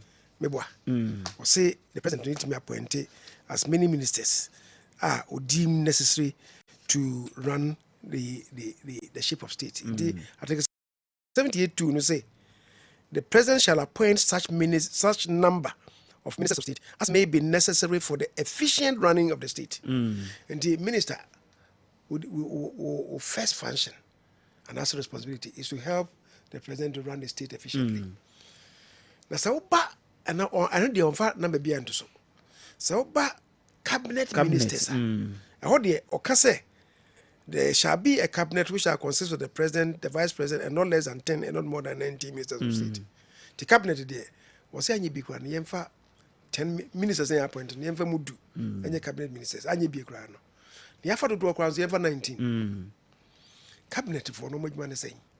Article 76 2 say the cabinet shall assist the president in the determination of policy, general policy of government. And cabinet minister, minister of state, you assist the president in running the state efficiently, and 2 in determining policy. Now, Ohene, Adebia by Besoye say agreement be near Pessie, loan be near Pessie Koje, and maybe near Pessie. All these are underpinned by policy. A buying it trim pa, what they call you be saying. A buying it trim pa, what this agreement yiba. A buying it trim pa, what the embrace any. The cabinet and assist president to do that. In the agreement, loan, bill, bia, eba parliament, say, manono. The cabinet minister, or your policy, or your part of policy formulation, in the cabinet minister and the necessary. So what it means is that, so we are minister, now you're cabinet minister. Won't mean for one sir and share agreement to be a basi. And when we say a agreement to be, ama regional minister be the necessary. You are not cabinet ministers. Or what it means is that we now, of course, Mamenka said, President Mabena since 1993, will be a hit ceiling, will be for 19 ministers, will be anywhere for 10, will be anywhere for 11, will be for 19. So let's assume, say, but we have for 19 ministers, so they can't 35 no more, or they can't 16 no more, as I 35. There are certain ministries, among here deputies, youth and sports. Youth, you man sports. One more. It is minister or in charge of youth development, sports. Does he need a deputy minister? He doesn't. But ministry since we were here, I always cite lands and natural resources. You may have a minister who is very strong on land issues. Land issues, maybe many of them contractual issues. The be a lawyer. Be the minister responsible for lands and natural resources. But natural resources management need onim. And you give him a deputy minister or no all competence in natural resource management. Your finance and economic planning ministry. You may have a minister of finance and economic planning on only strength or finance. Economic planning na a year growth oriented and not the we need a deputy minister or also be in charge of that place. What you say? If you like, what my cousin minister of state, what you say? But you don't need, if you ask me, and then your finance ministry in class, they say, economic planning in wing, and a year free. A year free. And we now have just the finance ministry. Finance ministry, they say, what do you do? No, they don't relate to economic planning. Say, it is hard here. Like I say, reduce finance ministry to a treasury department. If you have a controller and accountant general or on his cano, at the instructions of finance minister, do we need maybe 4 ministers and so on? The deputy ministers. Okay. What do I say? But say, if you have finance and economic planning there, you cannot say in your deputies. And clearly there are some of the ministries here deputies being here ministries. Let's assume it's 19. So it means that so who the idea about parliament? Let's say you must be a cabinet minister. What does it mean? It means that you cannot have more than 19 ministries. We need more than 19 ministries. They say your ministries are about 24. So it means that necessarily you have to do alignment and realignment of some of the ministries. What I say? Then a friend says, making ministries being here a year. Let's assume that 19 ministries. You move 10, 11, 12, 13. I'm here deputies. I'm more deputies. So plus the 35, we give you about 48. So it is possible, 50, no? Absolutely. It is possible. Okay. Corruption. Corruption. On say, waka. Yemfa, or say, there's me reduce this concept of digitalization. Port system crano. Paperless. When him say, Saturday introduce 2023 no. Ohene 2023 ko he budget mu asika na ayifo GRA for no GGA maye no a. Omunya windfall of about 8.7 billion. Introduce paperless concept no. You reduce person to person contact. Offer baby to say procurement. Say budget awo. Sika edi ko service debt. Sika edi tua manfo car. Onye sika na yeka no. Maje sika na yeka no. Between 75 and 80% ye procurement. Procurement procurement law ni nyina chi no. Ye say ye pese ekoto wi. Ya advertise ya obi se okoto bia. Oba here ko ye so documents nyina so ya to nyina. Ene ne to nyina. Ipa ba ko to nyina. If it is introduced electronically, documents in the answer. That is what Beumia is saying. Say, or be introduced. Ye submit or tender will be a necessary assessment. It's open to everybody. There will be transparency. There will be transparency. That will reduce corruption. Okay. Now, if you are making savings, because it's been estimated, say, about 25%, it could go for that's how many years make savings. Near plow on the back at the development. Finally, he talks about asset declaration. I say asset declaration, no. If I publish you, asset declaration. Asset declaration. When you command auditor general. I didn't think they come auditor general. So the auditor general can audit and verify. Says also a property say. Also a property who dying 200 or mine more. I hear see property rate to your mind. What you are saying, we are able to trace and track. So you're a good citizen, we are responsible citizen, that's when you're a responsible citizen. When you're a responsible citizen, that's also who dying 200 or dying 100. Let's say won't took what toa. Na kasa be free home. We'll be able to make sense. And they say now they are we'll change it. And change it. We are making it public. Okay. na sɛ obi ɔwɔ dan mmienu nanso yɛde position no ma no no onim sɛ mfie na no nso no ne bi a onye dan mmiɛnsa aka ho nti wɔfele ne form no wɔ sɛ ɔwɔ dan num ɛbɛba abɔnten ɛdan num no hefa ne wɔ yɛkɔhu sɛ ɛnokorɛ sɛ wɔ dan no sɛ ɛyɛ anticipated property na wo anticipate sɛ wobɛnya mmiɛnsa aka ho a yɛbɛhu no korɛ yɛbɛhu nkontompo okay na saa nneɛma no nyinaa no ɛde transparency aba yɛ ama mu okay ɛde fan yɛ abam aba mu let's the best way is to prevent. Absolutely. If we have the right measures, angels, so better in terms of say, but the system will not allow you. System will not allow you. System the best. So the odi animu no say me yes ya. Hwe. Masa. Rollins odi PNDC buy no. Na me nye na mamu hu. Nanso ade a wɔyɛɛyɛ wɔhyɛaseɛ wɔyɛɛyɛ kɔbobɔ nkurɔfoɔ tuo nti Rollins was forced to live above board sɛ afei obi aso sɛ papa no deɛ wɔnkɔyɛ o nti n'akyitaafoɔ no we no go sit down make them cheaters every day no afei obi antimi kɔyɛ saa wɔte aseɛ nti wɔsɛtee too no of course ɛkɔ anim no a ɛbaa sɛ yɛsan return to constitutional dispensation no ɔmode ɔmsan ho frafra mfuturo wɔte aseɛ afei ɔnkɔ di akyire no dɔm frafra mfuturo bɛsɛ adeɛ no as a leadership matters okay but I say I'm going to lead to solve problems.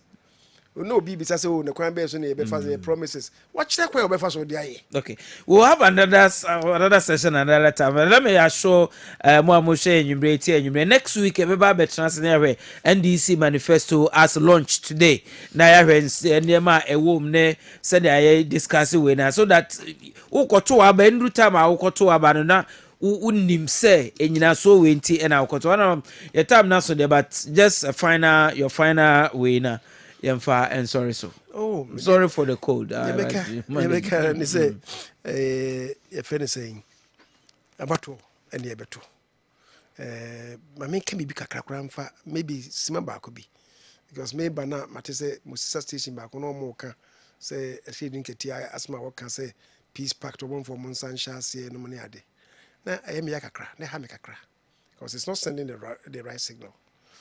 Eniema yeto abayesi ne si dun katia ka ho asem aya waso wogon o se ne si ye techima ne si ye menua enye anikasem ema o man no what you say na wo se Akufo-Addo set up commission won fanya adwuma na fanya adwuma implement ya prosecuting for ansan chance ya me say honne ha adwen kakra because you see ya hu bi pe wo man mu e koto aba wo kire pone obi fi President Mills in office Castle samre no ba kire poni be bonipa oni bonipa enkono etuo pepepe point blank mienu de anka wo mutwitwi wo beti enso no de bobɔ wo Professor Frimpong Boateng yetiye na owo ho na da na ne ekosie dore sedu kosiada ye mass ankofo no so de call Yendi Hospital oko ye surgery on all of them remove the pellets from their bodies Yendi Government Hospital. Na ekosiada. Ne wukuada no, the hospital administrator, omoma no ebo no kwadu say no ko bie theater na ma Frimpong Boateng. Na aba ne nim ho bi. Yeah, we called on Professor Mills to say on commission of inquiry. When we inti omano ye remfi. Sankrofo no ba ko edi boso emienza ohwere no nkwa. Omano remfi. Ya Frimpong Boateng asa kan nipa nso no mbewu atiwa yankoto aba wo ho abato aba election e produce am okwata sambe nipa bia na wo ho na mre fini ofi London ebe wene akonyana from Dr. ya okoye ambassador to Japan so no chira de o Legon agric lecturer bi na say nipa be two no a oba ya obewu empofiri mu na ye call by election no yeni hana NDC women organizer ekotwi ka fa enipa dumiensa so e prepare wo mo ye ka say President Mills set up commission of inquiry President Mills emuayen eventually we called Martin Hamidu as a then attorney general so be here no say e dey na say ni see Martin Hamidu go for the parliamentary Hansard ɔse ɔgye to mu sɛ saa nkurɔfoɔ no they were innocent bystanders ɛna ɔno ɔde ahopopo kɔtwii kaa ne fa wɔno so because na barrier bi wɔ hɔ na ɔfiri sɛ kaa no ntimi mfo barrier no ɛna ɔkɔtwi fa ɔmo so na ɔmo a yɛpira no unfortunately no only enough evidence to prosecute Anita D'Souza Ghana for refiana saa nneɛma no wɔ hɔ they are scarce ɛyɛtwa bɛda yɛ ho yɛwerɛ mfi ntie no yɛmia yɛtɛmu no yɛnka sɛ na ɛsi nnura ne nansa ne no ɛwɔ sɛ ɛsia no kwan ɛne sɛ yɛma bɛsi bio never again na woka sɛ medeɛ weisi fa me nkurɔfoɔ ho no yɛanyɛ sɛ yɛamenyɛ sɛ yɛ this council for some be engaging. Let's see how the engagement will go. Na meka say aba ye beto no. Ayi adwenkyere. The MPP for say betimi aye no. Ye de beto dwa. Enne the NDC for so no betimi aye no, de beto dwa. Me tie kakra no bebre wo ha ye de no omo bone powder. Ena omo de abisi wo say omo ideas. Because bebre wo ha bi na make say onim se motorbike right the electronic ones about ye assemble says here was sprinters was afraid of the baba. John Mahama doesn't know say TVET abe replace NVTI was the NVTI education or the baba mere certificate me say papa is in Ghana or Ghana na but you can was at the right time adwenkyere we see emfanifa we see fa benkum ne bedu the person could be could do and yen to kwasem okay and ya tem didie and then yen potwa yen fa dwen fan en koto aba no na yen toma enipa ne mienu ne mi say yen a omu mienu ba ko na e beto ama no me de me ogidie wo me nipa ne mu Dr. Mahmoud Baumia so no betimi aboa yen because sabe ye hwe na dwen se ne yesitie the depth of his knowledge the sharpness of the brain and innovations are there ba ɔman no mu no a na bi na John keka no okay nti ba ne nyina achi no yɛmfa de ɔmo ka no ntu nsani ani so na nea emu epia yɛgyiri sɛ betuma bɔ ɔman no mpuntu no yɛmfa na yɛnto aba ma sɛ nipa no I have no doubt in my mind say in 3 months yɛbɛto aba no amanfo nyina na sɛ nipa dodoɔ no bɛto aba ama Dr. Mahmoud Bawumia. Honorable Osei Chei Mensa Bonsu, the first Sumpahene. Conferred by no other person than His Royal Majesty Otumfona Ankasa. Enunti Enyumbrei, being a member of Parliament for Swami constituency, being the Minister for Parliamentary Affairs, immediate past, Majority Leader in Parliament, Chairman, NPP Manifesto Committee, Honorable Seche Mensa Bonsu, the Sumpahene. Thank you for this evening. Mwamwache enyumbre, mwamwati enyumbre da munyina susuase. Asedaka sena nkoma the producers of the program. Washa wase. Nyanko ponya aduma na ochese na ebese besomo e democracy jumadie so e wo Kessben. Lawyer Charles Amo Mechiao enyumbre. Bijidi yesa wumpom eye. Let's engage tomorrow. Enjoy the rest of your evening, Lawyer Charles Amo. Okay, so enyumbre na di jumadie no ebeso. If you have beer, just enjoy. I can assure you there will be no beer in heaven. Whilst here, enjoy your chilled beer. So says Satongo.